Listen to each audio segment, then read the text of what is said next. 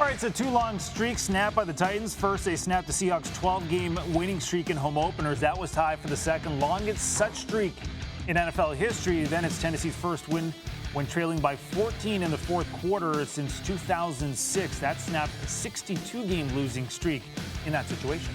All right, Nabil, so let's break it down. Cowboys win at the gun with the 56-yard field goal. Arizona escapes thanks to a missed field goal by the Minnesota Vikings. And now the Titans win in overtime thanks to a field goal. That all happened in a span of just a few minutes. We got it all for you here tonight on SportsCenter. And we'll find out exactly what happens moving forward momentum-wise. I want to ask Damien this particular question momentum-wise because I don't think, Damien, there's any team from week 1 to week 2 that flipped the script more than the Titans. I mean, they had nothing at home against the team that didn't make the playoffs. And now, as Nabil said, they go into the home of the 12s, one of the toughest places to play in the NFL, and they win. What did you see from Derrick Henry, Nabil mentioned this, today that was absent last week?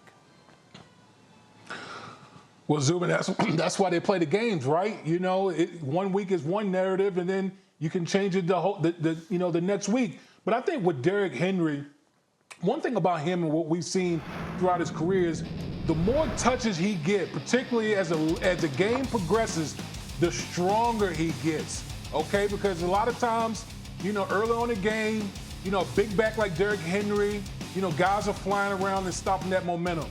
But as you continue to pound and wear and just tear on these defenses, that's when he really gets going. And that's what you saw from Derrick Henry. You know, in this game, he just wore out that Seattle Seahawks defense. And, boy, they really brought the sledgehammer up to the Pacific Northwest. Okay, this is a huge win for the Titans confidence-wise when you think about that 15-point comeback. But, Tim, it didn't have to be this hard, right? And there were some plays by Seattle, some big plays by Seattle that were probably preventable. Do you agree? Oh, I definitely agree. And I think Mike Vrabel, that was part of the kind of the frustration that you were still getting from him, you know, in the sound of his voice talking after the game is because you think back to Seattle's struggles a year ago. They were really bad on third down. Well, now it seems like their issue is giving up big plays that don't need to be big plays. Here's a good example. Completion of Lockett. 2 defenders right there. Just make the tackle. But instead, it ends up being a touchdown. No different on the touchdown that we saw in the highlight as well to Swain. You know, it's just a busted coverage. Got a receiver running down the field on 3rd and 11.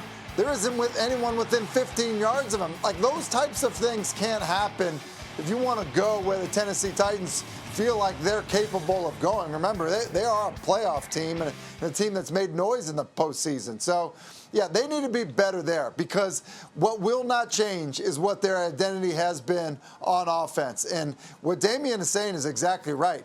Derrick Henry does get stronger. I think the other thing that happens is the tight ends in the offensive line, they feed off it as well, and they're getting even more movement later in the football game. And then the other aspect of it is this. Look at Derrick Henry in the open field. Sometimes it doesn't look like he's running that fast, but he is outrunning the pursuit angles of defenders that are 20, 30 pounds lighter than he is and probably supposed to be faster. So it really, really incredible performance out there after week 1. Yeah, seeing Mike Vrabel winning, it was kind of weird because he was so stressed out, right? Like, right. That must be the losing coach. Yeah, that might be a losing coach if you didn't have the sound up. Thanks for watching ESPN on YouTube. For live streaming sports and premium content, subscribe to ESPN+.